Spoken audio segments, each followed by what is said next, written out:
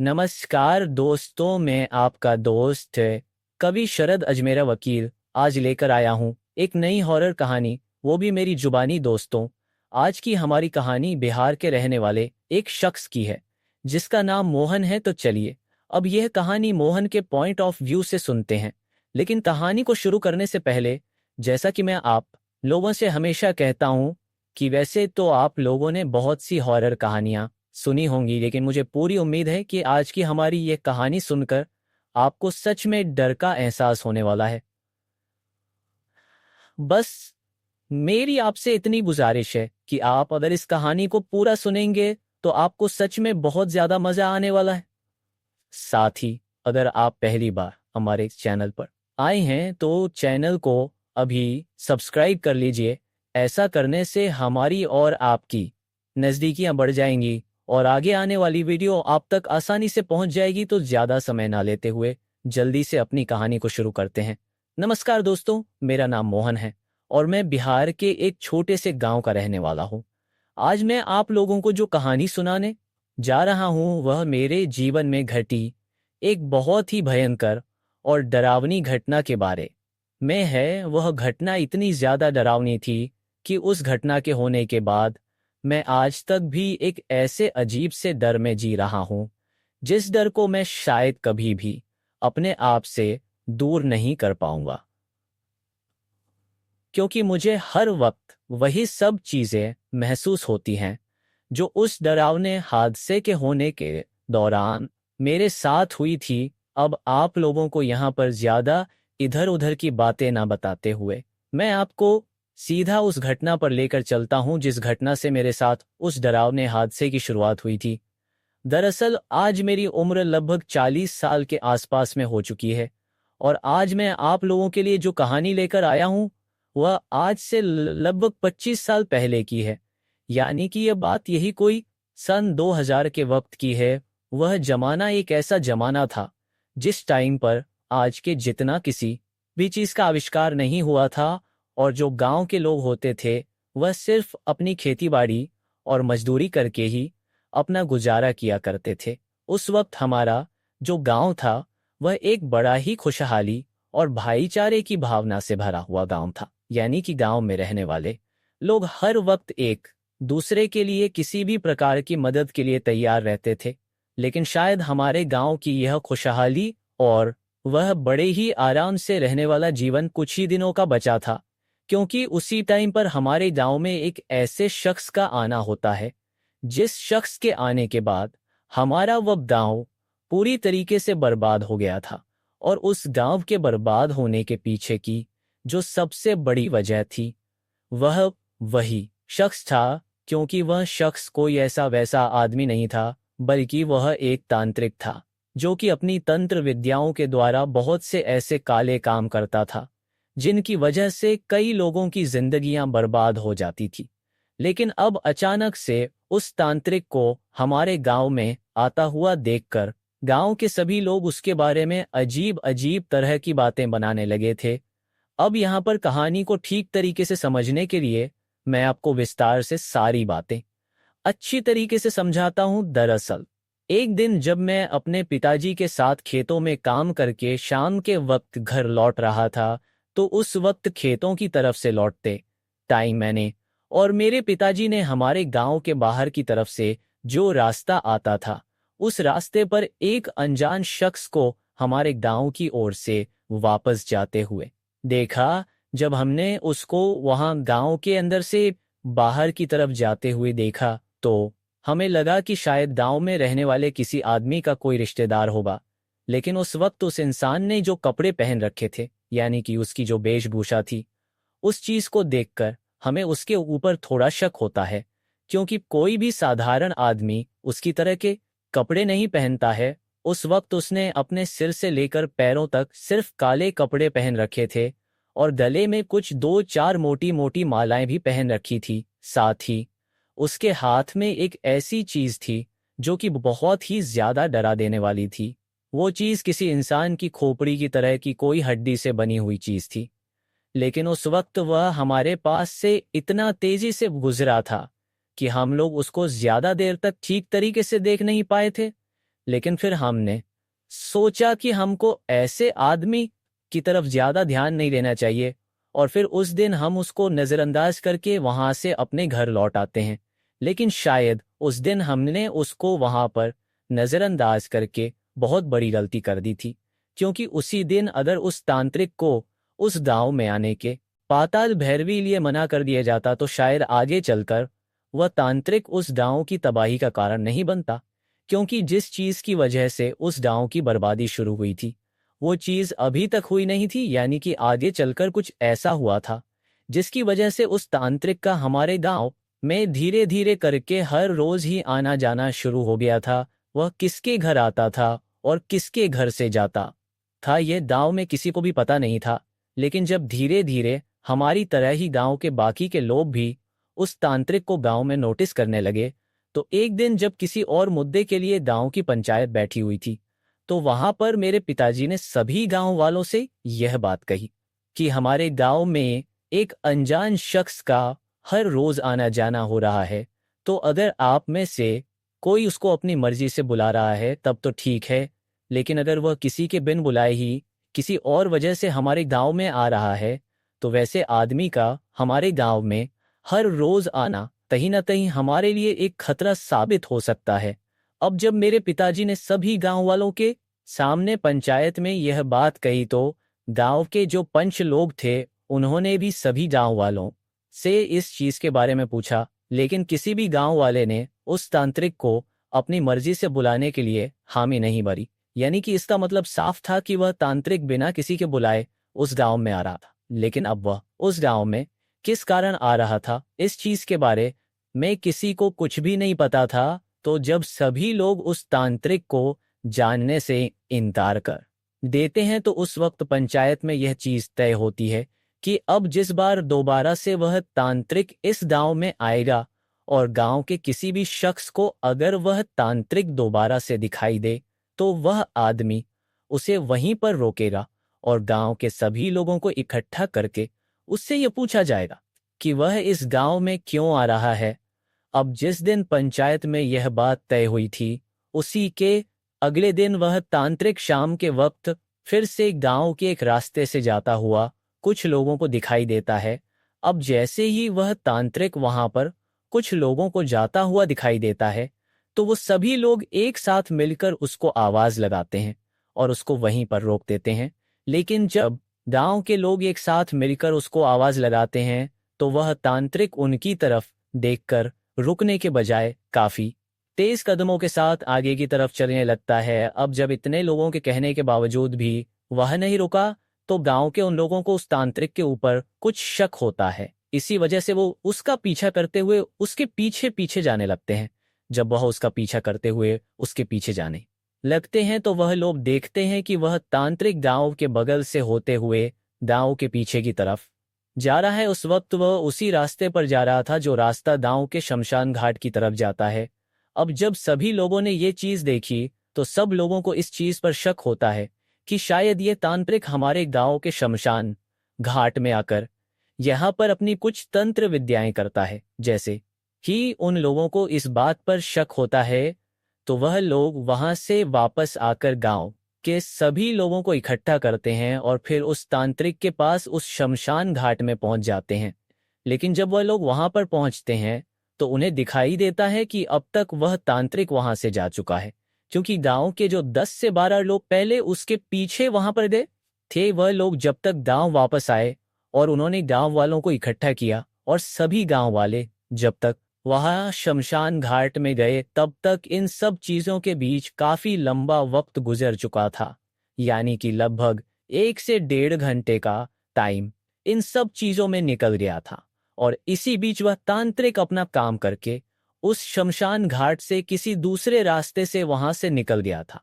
लेकिन जब लोगों ने उसको वहां पर नहीं देखा, तो सभी लोगों को लगा कि शायद वह हमसे डर कर भाग गया है। लेकिन तभी गांव के मुखिया शमशान घाट की तरफ देखकर सभी लोगों से कहते हैं कि रुको, मुझे यहाँ पर कुछ गड़बड़ लग रही है।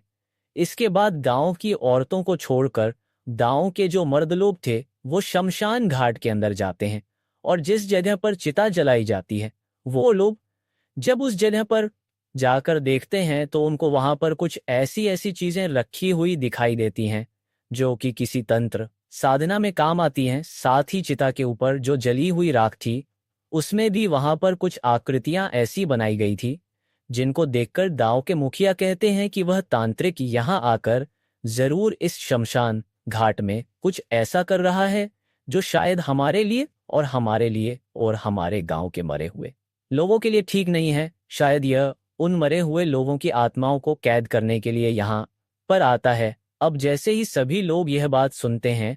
तो सभी को अपने उन लोगों की चिंता होने लगती है जो लोग मर चुके हैं, क्योंकि गांव के जिन लोगों ने अपने मरे हुए लोगों को वहां पर जलाया था उन सभी लोगों को अब यह चिंता होने लगी थी कि कहीं मरने के बाद भी हमारे घर वालों को अगर मुक्ति नहीं मिल पाई तो उनकी आत्मा तो हमेशा ऐसे ही भटकती रहेगी। अब जिस दिन ये चीज हुई थी उस दिन से सिर्फ 2 दिन पहले ही गांव में जवान लड़के की मौत हुई थी जो कि गांव के बाहर की तरफ जो पानी का जौहर था उसमें डूबकर मर गया था। लेकिन उस वक्त उस लड़के की उम्र थोड़ी ज्यादा थी,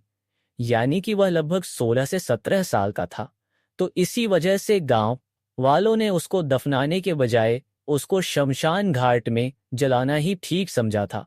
अब जब सभी गांव वालों ने इस चीज को नोटिस किया कि 2 दिन पहले ही जिस लड़के की मौत हुई थी उसका अब तक पिंडदान भी नहीं हुआ है और अब तक तो उसकी अस्थियों को भी शमशान घाट की उस राख से नहीं उठाया गया है, क्योंकि हिंदू रीति रिवाज के अनुसार ऐसी परंपरा है कि मरने के बाद इंसान की जिस दिन लाश जलाई जाती है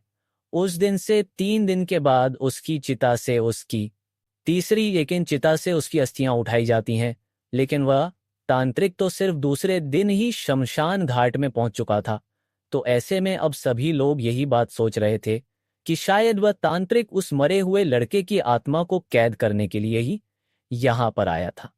लेकिन वह कहाँ से आता था और कहाँ चला जाता था इसके बारे में किसी को कुछ भी नहीं पता था, और वह सिर्फ इसी गांव में क्यों आ रहा था ना ही इस चीज के बारे में कोई जानता था। लेकिन फिर कुछ दिनों के बाद ऐसे ही फिर से गांव में एक जवान लड़की की मौत होती है। उस लड़की की मौत मलेरिया की वजह से हुई थी। उसको उस वक्त इतना ज्यादा मलेरिया हो गया था कि ठीक टाइम पर सही इलाज ना मिल पाने के कारण उसने दम तोड़ दिया था। अब यहाँ पर मैं इन लोगों के मरने के पीछे की आपको एक सबसे बड़ी वजह बता देता हूँ कि उस वक्त हमारा जो गांव था वह काफी गरीबी से गुजर रहा था। यानी कि गांव में कोई भी परिवार ऐसा नहीं था जो पैसों से संपन्न था। तो अब गरीबी के कारण गांव के जो लोग थे वह शहरों की तरफ जाकर अपने बच्चों का ठीक तरीके से इलाज नहीं करा पाते थे। सिर्फ गांव में जो देसी नुस्खे वाले इलाज होते थे उन्हीं इलाज से वह किसी बीमारी को ठीक करने की कोशिश करते थे। लेकिन उस वक्त उस लड़की को देशी दवाइयों से ठीक नहीं किया जा सका और अंत में उसने अपना दम तोड़ दिया था। अब जैसे ही उस लड़की की मौत हुई तो उसके मरने के सिर्फ 2 दिन बाद ही वह तांत्रिक फिर से उस गांव की तरफ आता हुआ कुछ लोगों को दिखाई देता है। लेकिन इस बार जैसे ही वह तांत्रिक वहां पर आता हुआ दिखाई देता है तो सभी लोग उसको वहीं पर पकड़ लेते हैं। जब गांव में यह बात फैलती है कि वह तांत्रिक गांव में फिर से आया है और गांव के लोगों ने उसको पकड़ लिया है, तो उस वक्त मैं भी मेरे पिताजी के साथ उस तांत्रिक को देखने के लिए वहां पर जाता हूं। क्योंकि जैसा कि मैंने आप लोगों को पहले बताया कि उस वक्त मेरी उम्र लगभग यही कोई 15 से 16 साल के आसपास में थी। तो उस टाइम पर मेरे अंदर भी कहीं ना कहीं थोड़ा बहुत बचपना था। इसी वजह से मेरे अंदर यह चीज देखने की काफी ज्यादा इच्छा थी कि आखिर उस तांत्रिक को पकड़ने के बाद गांव वाले उसके साथ क्या करने वाले हैं। हालांकि मैंने उसको पहले एक बार शुरुआत में देख लिया था, लेकिन फिर भी मुझे यह जानना था कि पकड़े जाने के बाद वह तांत्रिक वहां पर क्या करता है। अब जिस दिन उस तांत्रिक को गांव में पकड़ा गया तो सभी लोग गांव के चौपाल में इकट्ठ होते हैं और उस तांत्रिक को भी वहां पर लाया जाता है। जब उसको वहां पर लाया जाता है और गांव के मुखिया के द्वारा उससे यह पूछा जाता है कि वह हमारे गांव के शमशान घाट की तरफ क्या लेने आता है, तो वह तांत्रिक उस वक्त किसी की बात का कोई भी जवाब नहीं देता है। लेकिन वह गांव के मुखिया से कहता है कि मेरे पास रहने के लिए कोई भी घर नहीं है और ना ही कुछ खाने के लिए है। मुझे अब सिर्फ अपने गांव में रहने के लिए कहीं पर एक जगह दे दो जहां पर मैं अपना घर बनाकर रह सकूं। अब जैसे ही उस तांत्रिक ने गांव के मुखिया से यह बात कही तो अपनी दरिया दिली के चलते, और जैसा मैंने आपको कहानी में पहले बताया कि हमारे गांव के लोग एक दूसरे के प्रति काफी ज्यादा मदद का भाव रखते थे, तो जब उस तांत्रिक ने बहुत भोली शक्ल बनाकर गांव के लोगों से और मुखिया से यह बात कही तो गांव के लोग उसको वहां पर रखने के लिए तैयार तो हो जाते हैं, लेकिन वह उससे कहते हैं कि हम तुमको इस गांव के अंदर तो नहीं रहने देंगे, बल्कि तुम गांव के बगल में जो पहाड़ी है वो वहां पर अपना घर बनाकर रह सकते हो। अब जैसे ही गांव के लोगों ने उस तांत्रिक से यह बात कही तो वह उस चीज के लिए तैयार हो जाता है, लेकिन उस वक्त शायद गांव वालों को यह पता नहीं था कि उन्होंने उस तांत्रिक को अपने गांव में रहने के लिए जगह देकर कितनी बड़ी गलती कर दी है,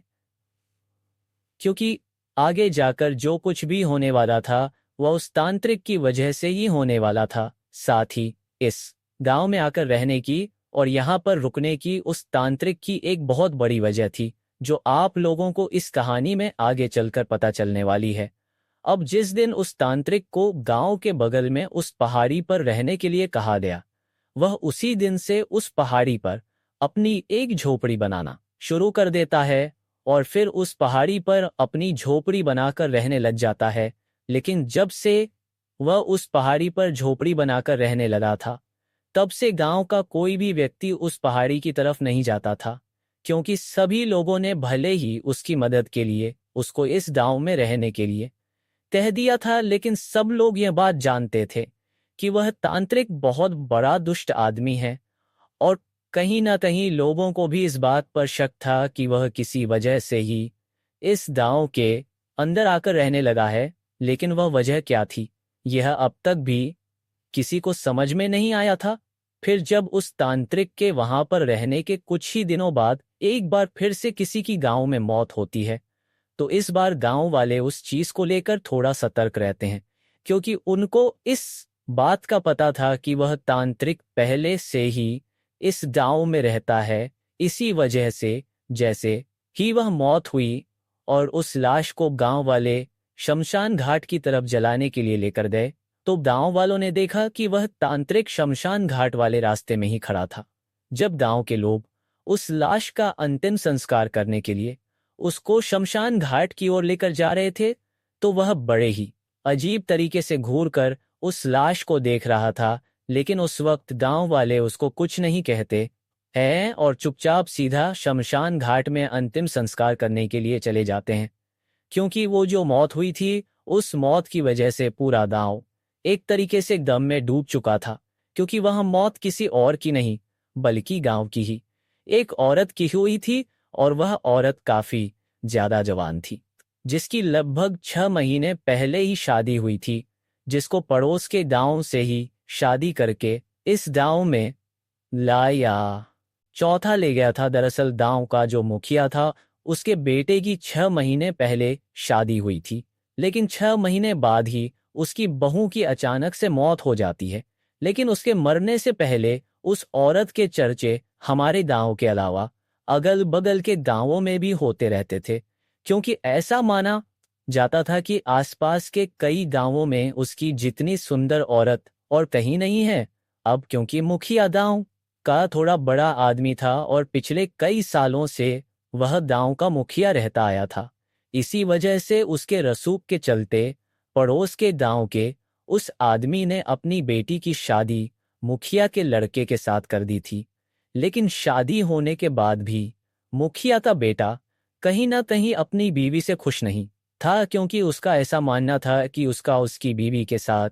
कोई भी ऐसा रिश्ता नहीं है जिसकी वजह से वह दोनों एक दूसरे को अपना जीवन साथी माने, यानी कि जिस तरह का रिश्ता एक पति और पत्नी के बीच में होता है, उस तरह का रिश्ता उन दोनों के बीच शादी के बाद कई दिनों तक भी नहीं बना था। और इसके पीछे की जो सबसे बड़ी वजह थी वो यह थी जिसको शादी करके इस गांव में लाया गया था, वह मुखिया के लड़के को बिल्कुल भी पसंद नहीं करती थी, क्योंकि उसका ऐसा मानना था कि मुखिया का जो बेटा है वह उसको कभी भी शारीरिक सुख नहीं दे सकता, गांव में कई बार जब मैं अदल बदल के लड़कों के साथ खेलता रहता था, तो खेल ही खेल में हम बच्चे एक दूसरे से ऐसी बातें करते थे कि मुखिया का लड़का नपुंसक है, यानी कि वह नामर्द है। अब आप लोग सोच रहे होंगे कि इतनी सी उम्र में भला हम लोगों को इन सब बातों का पता कैसे चल गया था। तो मैं आप लोगों को यहाँ पर बता दूं कि हमारे साथ गांव के कुछ थोड़ी बड़ी उम्र के लड़के भी खेलते थे, जिनकी गांव के कुछ बड़े लोगों के साथ उठ बैठ थी, जिसकी वजह से उन लोगों को वहां से उन सब बातों का पता चल जाता था। जिसके बाद जब वह लोग हमारे साथ वहां पर खेलने आते थे, तो कहीं ना कहीं उनके द्वारा ही हम लोगों को ये बातें बताई जाती थी, जिसके चलते हमें भी इस बात का पता चला कि मुखिया का लड़का नपुंसक है। इसी वजह से उसकी बीवी रात के वक्त उसके साथ नहीं सोती है। लेकिन आप लोगों ने एक कहावत तो सुनी ही होगी कि भूख चाहे रोटी की हो या हवस की हो, इंसान उसे कहीं ना कहीं शांत करता ही है। और चाहे वह हवस की भूख किसी मर्द की हो या फिर किसी औरत की हो, अगर वह हवस की भूख समय पर शांत नहीं की जाती है, तो फिर हवस के मारे इंसान किसी को भी अपना शिकार बनाने लगता है। और इसी चीज के चलते जब मुखिया का लड़का नपुंसक निकला और वह अपनी बीवी को शारीरिक रूप से खुश नहीं कर पाया, तो उसकी बीवी अब अगल बगल में गांव के दूसरे लड़कों के ऊपर अपने डोरे डालने लगी थी, क्योंकि शादी को इतना टाइम गुजर जाने के बाद भी जब उसको शारीरिक सुख नहीं मिल पाया, तो उसने अपनी उस शारीरिक भूख को शांत करने के लिए किसी और मर्द में उस चीज की तलाश करना शुरू कर दी थी। अब क्योंकि जैसा कि मैंने आपको कहानी में पहले बताया है कि उस वक्त मेरी उम्र लगभग 15 से 17 साल के आसपास में थी, यानी कि उस वक्त में एक किशोर अवस्था से गुजर रहा हट्टा कट्टा लड़का था। तो ऐसे में एक दिन जब मेरे पिताजी मुझे किसी काम के लिए मुखिया के घर भेजते हैं, और जब मैं उनके घर पर जाता हूं, तो मुखिया जी उस वक्त घर पर नहीं होते हैं, क्योंकि वह उस वक्त अपने बेटे के साथ कहीं बाहर किसी काम से गए हुए थे। पर जैसे ही मैं उन लोगों के घर पर पहुंचा, तो मुझे उनके घर पर मुखिया के बेटे की बहू दिखाई देती है। जब मुझे वह दिखाई देती हैं, तो उस वक्त मैं उसको नीचे आंगन में खड़ा होकर ही आवाज लगाता हूं कि मुखिया जी कहाँ गए। तो जैसे ही उसने मेरी तरफ देखा, तो वह मेरी बात का जवाब देने के बजाय लगातार एक तक मेरी की तरफ ही देखने लगी थी, क्योंकि शायद उस वक्त उसकी नजरें मेरी बात पर नहीं बल्कि मेरे बदन पर अटक गई थी। अब ऐसा क्यों हुआ था, इसके बारे में भी मैं आप लोगों को बता देता हूं। दरअसल जिस चीज के लिए मेरे पिताजी ने मुझे मुखिया जी के घर पर भेजा था, वह चीज यह थी कि हमारे खेत पर किसी से झगड़ा हो गया था। और वह झगड़ा था छोटा सा जमीन की सीमा को लेकर। तो जब वह झगड़ा काफी ज्यादा बढ़ गया, तो उस वक्त मेरे पिताजी ने मुझे मुखिया जी के घर पर उनको बुलाने के लिए भेजा था। लेकिन जिस वक्त वह झगड़ा हुआ था, उस वक्त मैं अपने पिताजी के साथ अपने खेत में सिंचाई का काम कर रहा था, और उस वक्त मेरे बदन पर सिर्फ एक हल्की सी सफेद रंग की बनियान थी, साथ ही नीचे की तरफ मैंने एक पजामा पहन रखा था।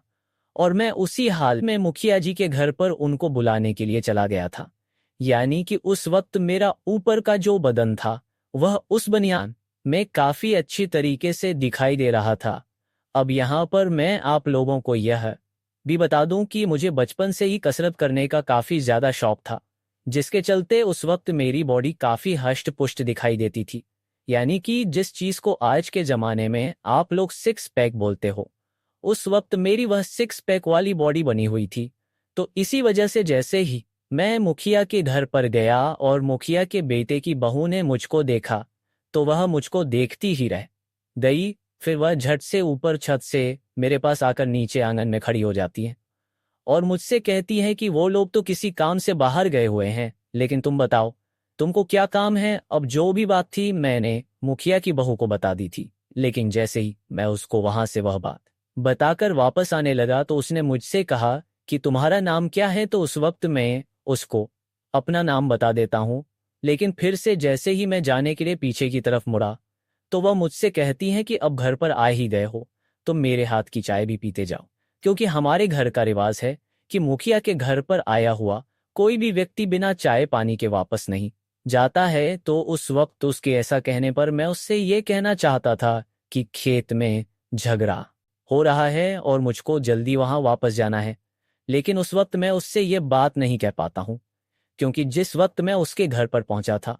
उस वक्त वह नहाकर छत पर कपड़े सुखाने ही गई थी। ऐसे में उस वक्त उसके पूरे ददरा हुए बदन पर, जब उसके सिर के खुले हुए गिरे बाल बिखरे हुए थे, साथ ही उसने वह जो गुलाबी रंग की साड़ी पहन रखी थी, उस साई में तो वो मुझे किसी अप्सरा से कम नहीं लग रही थी। और उसके भीगे हुए बालों से जो पानी की हल्की हल्की बूंदें उसके बदन पर गिर रही थी, वो तो उसके बदन की खूबसूरती में चार चांद लगा रही थी। तो ऐसे में उस वक्त मैं उसके उस शारीरिक रूप को देखकर इतना ज्यादा मंद मुग्ध हो जाता हूं कि मैं उसको उस चीज के लिए मना ही नहीं कर पाता हूं, और उसके कहते ही वहीं पर बैठ जाता हूं। लेकिन जैसे ही मैं वहां पर बैठा तो वो मुझसे कहती हैं कि अरे तुम्हें डरने की जरूरत नहीं है,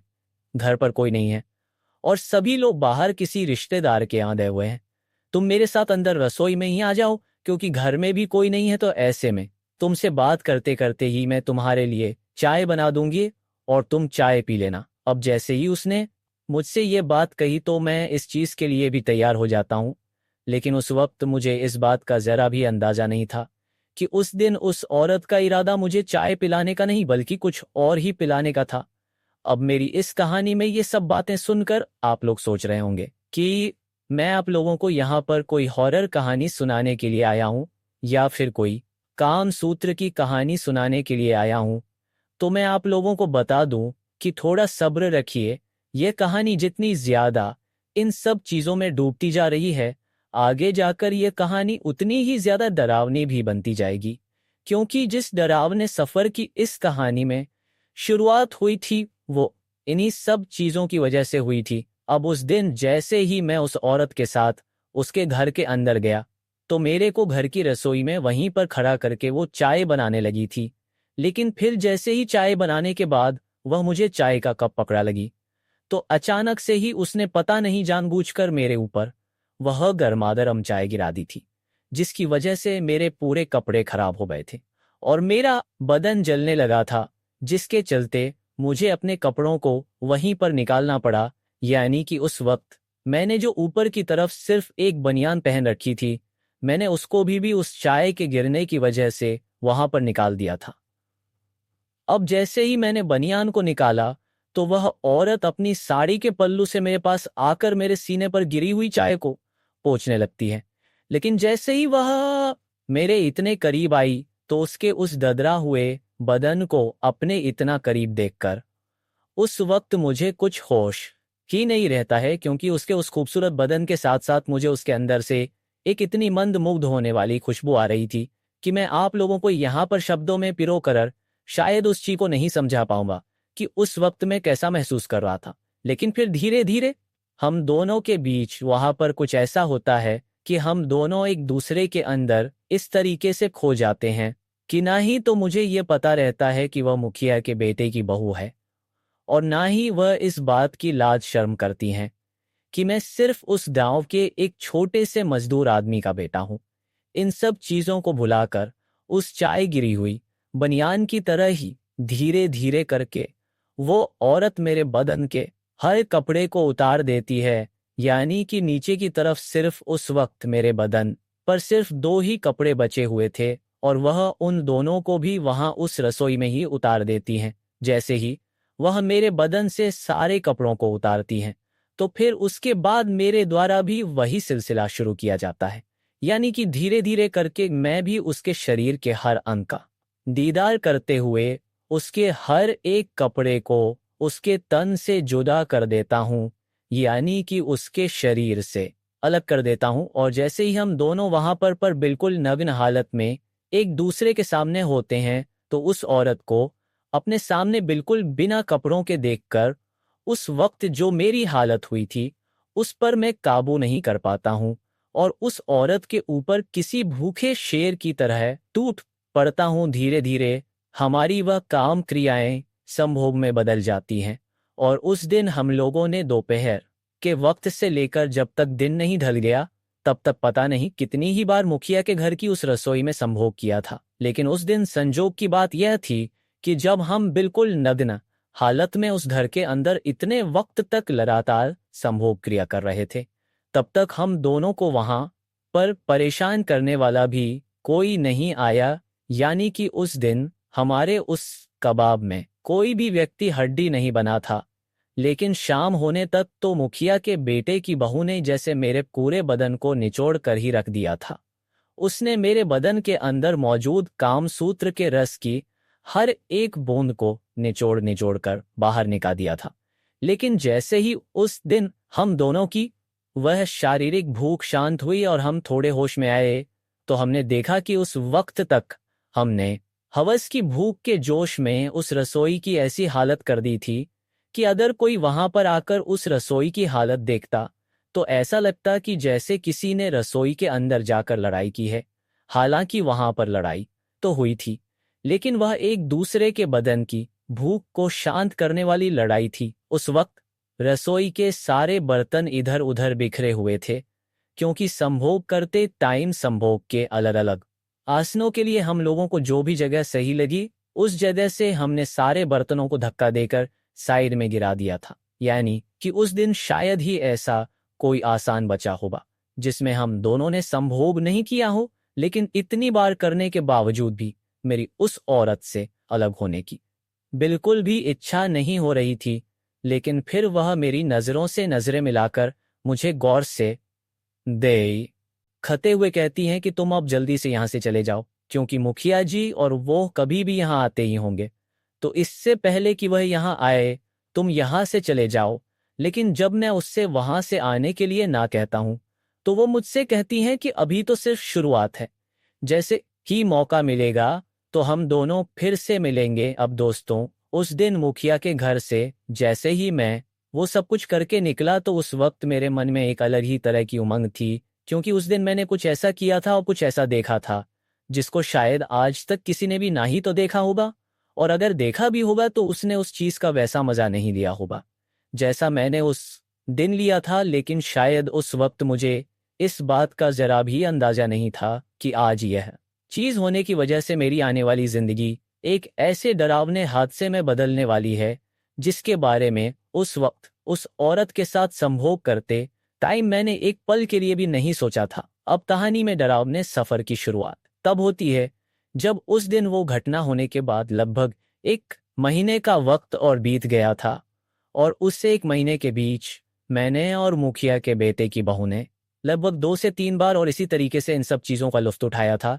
क्योंकि उस 1 महीने के दौरान हम लोगों को 2 से 3 बार फिर से ये सब करने का मौका मिल गया था। अब तो मैं मुखिया जी के घर पर जाने का कोई ना कोई बहाना ढूंढता ही रहता था। लेकिन फिर एक दिन गांव का जो मुखिया था वह खुद से ही जाकर उस तांत्रिक से मिलता है, क्योंकि उसको इस बात की वजह से बहुत ज्यादा बेइज्जती महसूस करनी पड़ रही थी कि उसका बेटा नपुंसक है। लेकिन इसी दौरान पता नहीं किसने मुखिया के कानों में यह बात डाल दी कि उस तांत्रिक के पास कुछ ऐसी अद्भुत शक्तियां और कुछ ऐसी दवाई हैं जिससे उसका बेटा नामर्द से मर्द बन सकता है और वह उसके वंश को आगे बढ़ा सकता है। तो जैसे ही मुखिया को यह बात पता चलती है तो मुखिया उस तांत्रिक के आचरण की बाकी की सारी चीजें भुलाकर उसके पास मदद मांगने के लिए चला जाता है।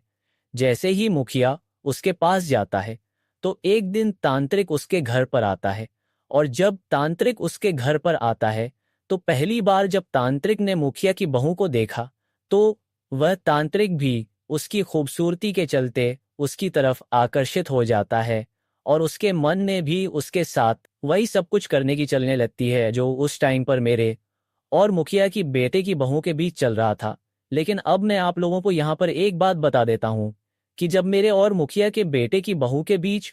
वो सारी चीजें चल रही थी तो हवस की भूख को शांत करने के साथ साथ ही कहीं ना कहीं वह मुझे मन ही मन चाहने भी लगी थी, यानी कि वह मुझसे प्यार करने लगी थी। और ऐसे में अब उसने किसी और की तरफ आंख उठाकर देखना भी बंद कर दिया था,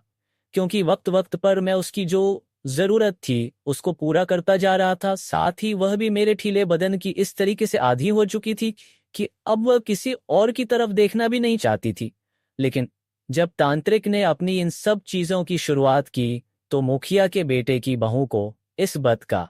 एहसास हो जाता है कि उस तांत्रिक के मन में उसके प्रति क्या चल रहा है। अब यहाँ पर बार बार आप लोगों को मुखिया के बेटे की बहू सुनकर थोड़ा ऑकवर्ड फील हो रहा होगा। इसी वजह से मैं आप लोगों को यहाँ पर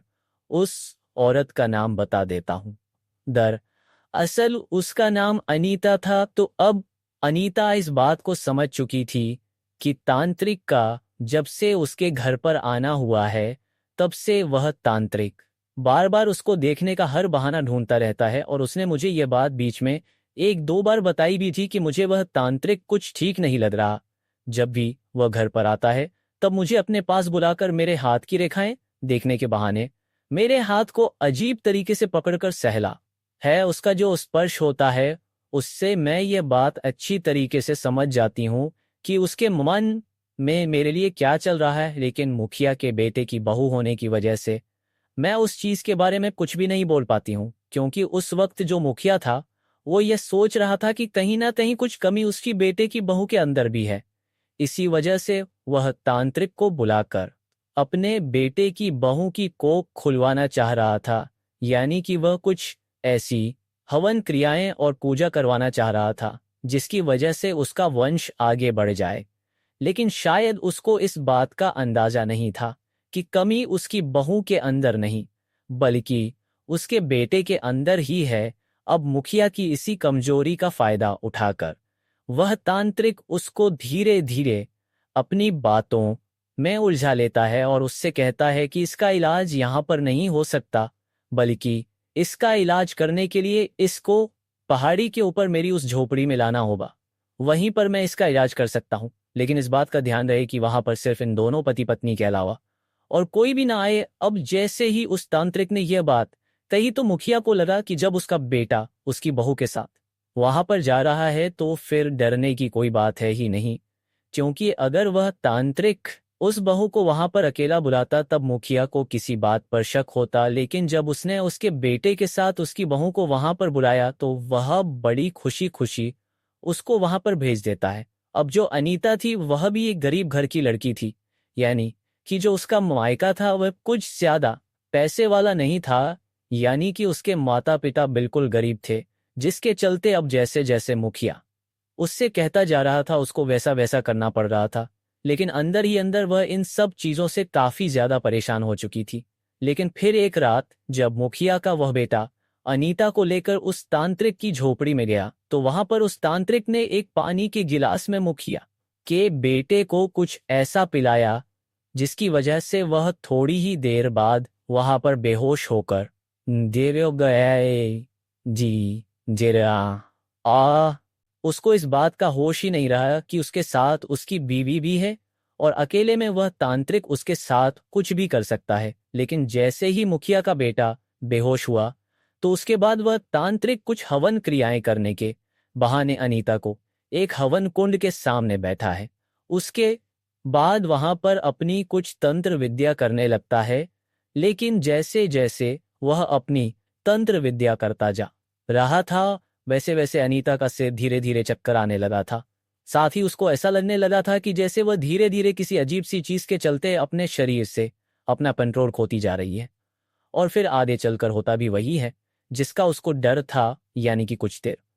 बाद अनीता का पूरी तरीके से अपने शरीर से कंट्रोल खो चुका था। पर इसी चीज का फायदा उठाकर उस रात उस तांत्रिक ने उस झोपड़ी के अंदर अनीता के साथ जोर जबरदस्ती की और उसकी उस कमजोरी का फायदा उठाकर उसके साथ वहां पर गलत काम किया। यानी कि उसने उसके साथ वहां पर उसकी बेहोशी वाली हालत में संभोग किया। लेकिन जैसे ही सुबह के वक्त अनीता को होश आया, तो उसने देखा कि उसके होश में आने से पहले ही उसका पति वहां पर होश में आ चुका था और वह उस तांत्रिक के पास खड़ा खड़ा उससे कुछ बातें कर रहा था। लेकिन जैसे ही अनीता होश में आई, तो उसको अपने बदन के कपड़ों की हालत देखकर ये पता चल चुका था कि उसके साथ कुछ गलत हुआ है। लेकिन फिर जब वह बाहर जाकर उस तांत्रिक से इस बात का विरोध करने लगी, तो वह तांत्रिक उसके पति को कहता है कि इसके ऊपर तंत्र क्रिया का असर हो रखा है और इसका दिमाग थोड़ा पागलों के जैसा हो गया है, तो तुम इसको घर पर लेकर जाओ और थोड़े दिन इसको आराम करवाओ। अब उस वक्त अनीता तांत्रिक के खिलाफ कुछ ज्यादा कर नहीं पाती है, लेकिन घर आने के बाद कुछ ही दिनों में अनीता को पता चलता है कि वह पेट से हैं। लेकिन इस बीच तो मेरा और अनीता का मिलना भी नहीं हुआ था, और जब वह तांत्रिक के पास गई थी तो उससे भी लगभग कुछ दिनों पहले ही हम दोनों ने संभोग किया था। लेकिन हम लोग संभोग करते वक्त इस बात का पूरा ध्यान रखते थे कि गलती से भी मेरे द्वारा अनीता गर्भवती ना हो जाए। लेकिन अब जब वह गर्भवती हो गई थी और तांत्रिक के पास से आने के बाद उसके और उसके पति के बीच में कोई ऐसे संबंध भी नहीं बने थे, और अगर संबंध बने भी होते तो उसका पति तो ऐसा कुछ भी कर पाने में सक्षम ही नहीं था। तो इसका मतलब साफ था कि अनीता उस तांत्रिक के द्वारा ही गर्भवती हुई थी।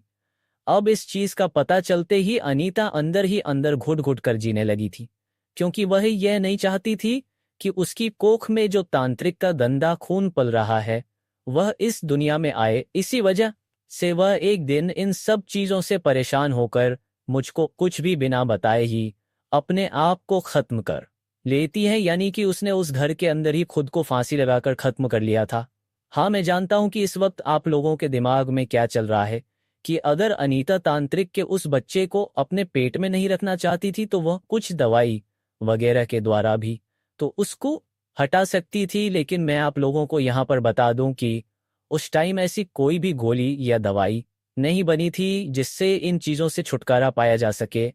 अब यहाँ पर इन सब चीज़ों को सुनकर आप लोग ये सोच रहे होंगे कि अगर उस तांत्रिक के पास से आने के बाद मेरा और अनीता का मिलना हुआ ही नहीं था तो मुझे इन सब चीज़ों के बारे में पता कैसे चला।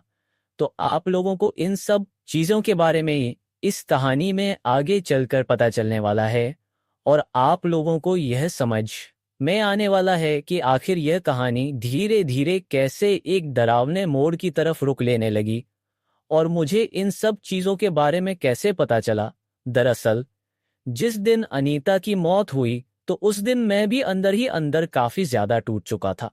क्योंकि जिस तरह का रिश्ता मेरा और का बन चुका था उसके चलते मैं भी उसको मन ही मन काफी ज्यादा चाहने लगा था। इसके साथ ही उस उम्र में अगर किसी व्यक्ति को इन सब चीजों का सुख मिल जाए और फिर अचानक से जब वह चीज उससे दूर हो जाए तो वह अंदर से इस तरीके से तिलमिला उठता है जैसे किसी नशे के आदी व्यक्ति को उससे उसका वह नशा दूर कर दिया जाए। उस वक्त मेरी भी बिल्कुल कुछ वैसे ही हालत हो गई थी। लेकिन मैं उसके अंतिम संस्कार में अपने पिताजी के साथ शमशान घाट में गया था, और जिस वक्त वो तांत्रिक हम लोगों को रास्ते में मिला था उस वक्त मैंने भी उसको वहां पर देखा था। लेकिन तब तक मुझे इन सब चीज़ों के बारे में बिल्कुल भी पता नहीं था।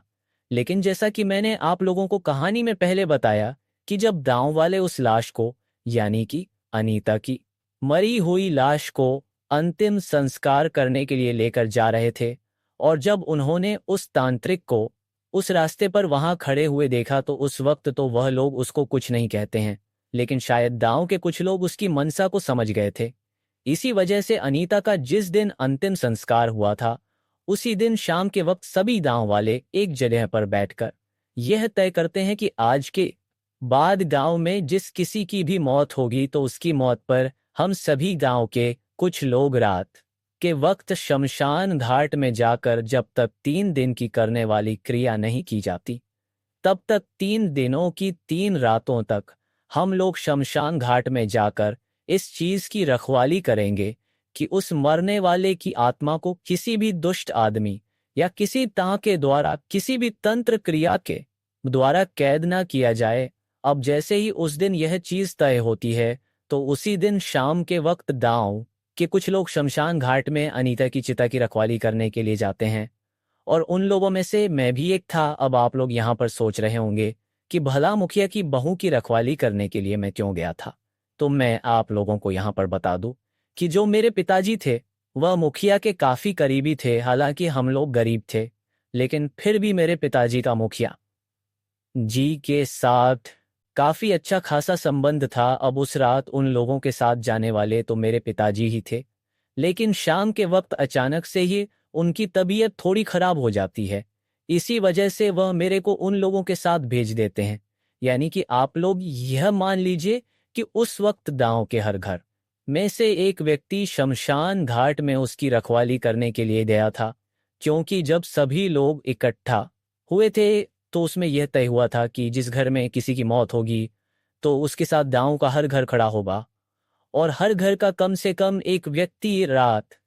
गांव के बाकी के सभी लोगों के साथ रखवाली करने शमशान घाट में जाएगा। तो ऐसे में अब लगभग 70 से 80 के आसपास में लोग इकट्ठा हो गए थे और शमशान घाट में चले गए थे। हम लोग शाम के लगभग 6 बजे के आसपास शमशान घाट में वापस पहुंच चुके थे, क्योंकि दोपहर को अनीता की लाश को जलाने के बाद सभी लोग एक बार तो वापस आकर अपने अपने घर पर स्नान करते हैं और उसके बाद फिर से इकट्ठा होकर शमशान घाट की तरफ चले जाते हैं। अब उस दिन वो 70 से 80 लोग अपना अपना एक ग्रुप बनाकर शमशान घाट में अलग अलग जगहों पर बैठे हुए थे। लेकिन उसी वक्त पता नहीं अचानक कैसे मौसम बदलता है और कुछ ही देर में काफी तेज तेज ठंडी हवाएं चलने के बाद आसमान में बिल्कुल काले बादल उमड़ने लगते हैं और बिजलियां कड़कने लगती हैं।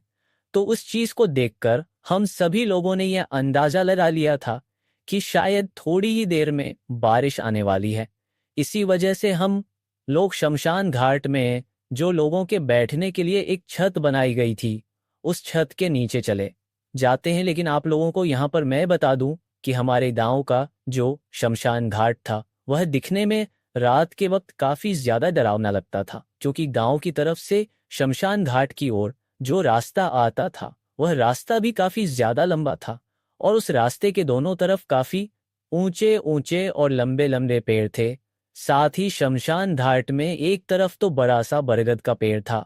और एक तरफ एक पीपल का पेड़ था, और उन दोनों की जो लंबी लंबी टहनियां थी वह रात के वक्त जब वह ठंडी ठंडी हवा चल रही थी तो उस वक्त ऐसी आवाजें निकाल रही थी जैसे कि कोई बहुत ही भयंकर और डरावनी चीज होने वाली हो। उस वक्त हमारे पास उस जमाने में आज की तरह कोई टॉर्च भी नहीं थी, बल्कि गांव के सभी लोग अपने अपने हाथ में लालटेन लेकर ही वहां पर गए थे। लेकिन उस तेज हवा के कारण सभी की लालटेन भी बुझ गई थी। फिर देखते ही देखते थोड़ी ही देर में एक दो बूंदे गिरने के बाद काफी तेज रफ्तार के साथ वहां पर बारिश भी आने लगती है। उस रात उस बारिश ने इतना विकराल रूप ले लिया था कि हम लोग ठीक से शमशान घाट की चिता की तरफ भी नहीं देख पा रहे थे, क्योंकि जिस बरामदे में छत के नीचे हम लोग खड़े हुए थे बारिश की बौछार उसी तरफ थी, यानी कि वह बारिश की बूंदें तिरछी होकर हमारे ऊपर ही गिर रही थी, जिसके चलते हम सभी लोग घुटनों तक भीग चुके थे। लेकिन ऐसे में हम लोग उस जगह से भागकर अपने घरों की तरफ भी नहीं जा सकते थे, क्योंकि हमें इस बात का अच्छी तरीके से पता था कि जब तक हम लोग यहाँ से भागकर घर जाएंगे तब तक हम पूरी तरीके से इस बारिश में भीग जाएंगे। और जो दूसरी सबसे बड़ी बात थी वह यह थी कि हम लोगों को इस बात का अच्छी तरीके से पता था कि जो भी तांत्रिक बिल्कुल किसी जिंदा इंसान की तरह आग में धधक हुए वहां पर कहाँ से प्रकट हो रहे थे, यह हम लोगों को समझ में ही नहीं आ रहा था। लेकिन इसमें जो सबसे बड़ी अचंभे वाली बात थी वह यह थी कि वह सभी के सभी लोग जवान थे, यानी कि वह वही लोग थे जो काफी जवान उम्र में मर चुके थे और जिनको शमशान घाट में जाकर जलाया गया था, और जिनको वहां पर जलाने के बाद वह तांत्रिक हर बार हम लोग को उस शमशान घाट के अगल बगल में भटकता हुआ दिखाई दिया था। तो अब उस चीज को देखकर हम लोग समझ चुके थे कि यह कोई जिंदा इंसान नहीं है, बल्कि यह एक भटकती हुई आत्मा है जिनको शायद इस तांत्रिक ने अपनी तंत्र विद्याओं के द्वारा कैद कर रखा है। और शायद यह सभी लोग यहाँ पर इस तांत्रिक के द्वारा उनके ऊपर किए जा रहे इस अत्याचार के कारण ही इस तरीके से बिलक बिलक कर रो रहे हैं। लेकिन क्योंकि वह अब इतने ज्यादा डरावने रूप में थे कि हम लोग उनको देखकर बुरी तरीके से डर गए थे, इसी वजह से हम लोग वहां पर कुछ नहीं कर पाते हैं। उस वक्त हम लोगों के पास सिर्फ वहां पर छिपे रहकर वह सब कुछ होता हुआ देखने के अलावा और कोई भी रास्ता नहीं था, क्योंकि हमें इस बात का अच्छी तरीके से अंदाजा हो गया था कि अगर हम लोग उसको रोकने के लिए यहाँ से बाहर निकले तो शायद वह अपनी काली शक्तियों के द्वारा हम सभी के सभी लोगों को एक साथ वहीं की वहीं खत्म कर देगा। और हो सकता है हम लोगों को भी वहां पर खत्म करने के बाद हमारी आत्मा को भी वह उन्हीं लोगों की तरह कैद करके अपने पास रख ले। लेकिन इसके बाद हम लोग आगे देखते हैं कि वह अलग अलग कोनों से निकल कर आ रहे मरे हुए लोग पहले तो उस तांत्रिक के पास आकर उसके सामने अजीब तरीके से घुटनों के बल बैठकर पता नहीं कुछ अजीब सा करके जोर जोर से रोने लगते हैं। उस वक्त सिर्फ हम लोगों को शमशान घाट में गूंजती हुई उनकी रोने की आवाज ही सुनाई दे रही थी। लेकिन फिर वह तांत्रिक उनकी तरफ अपनी हाथ की उंगलियों से कुछ इशारा करता है और वह सभी के सभी लोग उस जलती हुई चिता की धधकती हुई आग को अपने हाथों से पीटने लगते हैं। यानी कि उस वक्त वो उसके चारों तरफ जाकर उस चिता के अंगारों को पीटने लगे थे, जिस चिता को अभी लगभग कुछ घंटे पहले ही जलाया गया था और जिसमें अनीता की लाश को रखा गया था, जो कि अब उन धक हुए अंगारों में बदल चुकी थी। लेकिन अब वह जो भटकती हुई आत्माएं थी वो उस चिता को इस तरीके से क्यों पीट रही थी, यह हम लोगों को बिल्कुल भी समझ में नहीं आ रहा था। लेकिन शायद वो सब कुछ उस तांत्रिक की उस काली विद्या का ही एक हिस्सा था। जैसे जैसे वह मरे हुए लोग उस चिता को पीटते जा रहे थे, वैसे वैसे ही वह तांत्रिक अपने मंत्रों को जोर से उस शमशान घाट के अंदर बोलता जा रहा था। और फिर वहां पर कुछ ऐसा होता है जिसको देखकर हम लोगों की बुरी तरीके से फटकर हाथ में आ गई थी। दरअसल हम लोगों ने देखा कि जैसे ही वह भटकती हुई आत्माएं उस चिता को पीटने लगती हैं तो धीरे धीरे वहां पर एक आग का गुब्बार बनने लगता है और उस आग के गुब्बार में से अनीता की आवाज निकलने लगी थी। वो अजीब तरीके से झटपटा रही थी। अब इस चीज को देखकर मैं डर के मारे बुरी तरीके से हकलाने लगता हूं और मेरे हाथ पैर बुरी तरीके से कांपने लगे थे। उसी कंपन के दौरान मेरे हाथ से मेरी लालटेन छूटकर नीचे गिर जाती है। लेकिन नीचे गिरते ही पता नहीं कैसे वह लालटेन अपने आप ही वापस जल गई थी। लेकिन जलने के बाद मेरे हाथ से छूटकर वो लुढ़कते लुढ़कते उस दीवार से बाहर की तरफ चली गई। यानी कि हम सभी लोग उस वक्त उस छत के नीचे दीवार के पीछे छिपकर ऊपर की तरफ से उसको देख रहे थे। लेकिन वह लालटेन अब जैसे ही बाहर की तरफ लुढ़कते हुए गई तो एक जलती हुई लालटेन को अपने सामने देखकर वह तांत्रिक समझ गया कि उसके अलावा भी शमशान घाट में दूसरा कोई शख्स मौजूद है। इसी वजह से वहां पर वह बौखला जाता है और पलक झपकते ही वह सारी की सारी आग में धधकती हुई आत्माएं वहां से गायब हो जाती हैं और वह तांत्रिक अपने कंबल को फिर से अपने सिर पर ओढ़कर वहां से शमशान घाट के बाहर की तरफ भागने लगता है। लेकिन क्योंकि उस वक्त उसने अनीता की आत्मा को जगाकर बीच में ही अधूरा छोड़ दिया था, तो अब उन सभी लोगों के वहां से गायब हो जाने के बाद और उस तांत्रिक के वहां से भाग जाने के बाद अनीता की उस जलती हुई चिता में से अजीब तरीके की आवाजें आने लगी थी। यानी कि दिवाली के वक्त जैसे कोई बच्चे पटाखे फोड़ते हैं, उस वक्त उस चिता में अपने आप ही छोटे छोटे धमाके होने लगे थे।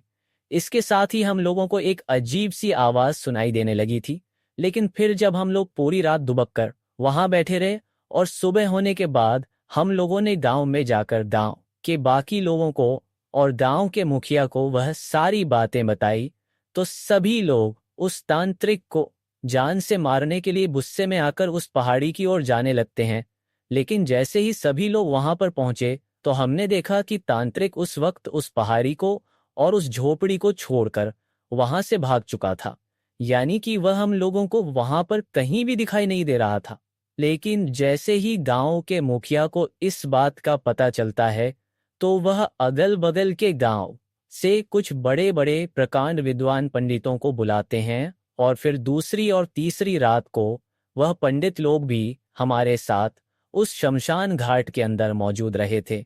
लेकिन जैसे ही रात के 12 बजे से 2 बजे का वक्त होता था तो फिर से अचानक से वही तेज हवाएं चलने लगती थी और अचानक से बादल गरजने लगते थे। पर यह चीज होते ही वहां पर मौजूद वह पंडित लोग अपने कुछ मंत्र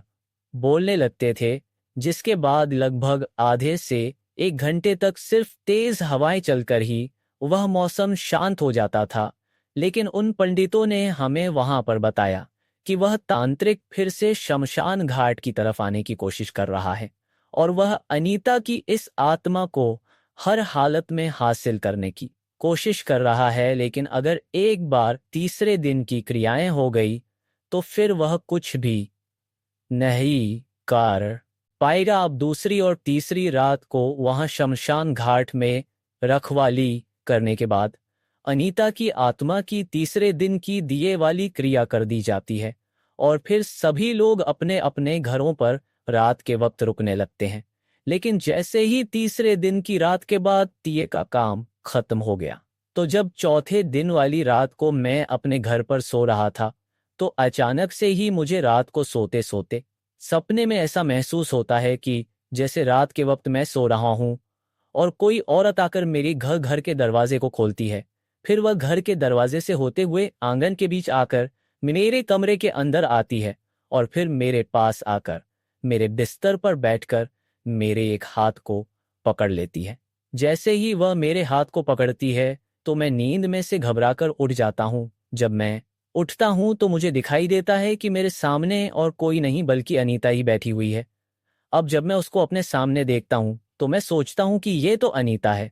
लेकिन ये तो मर चुकी थी, पर मरने के बाद ये दोबारा से मेरे पास कैसे आ गई।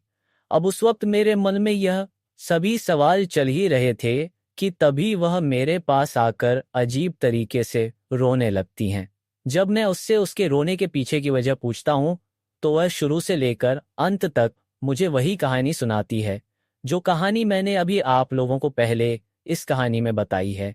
यानी कि किस तरीके से उस तांत्रिक ने उसके साथ वह सब कुछ गलत किया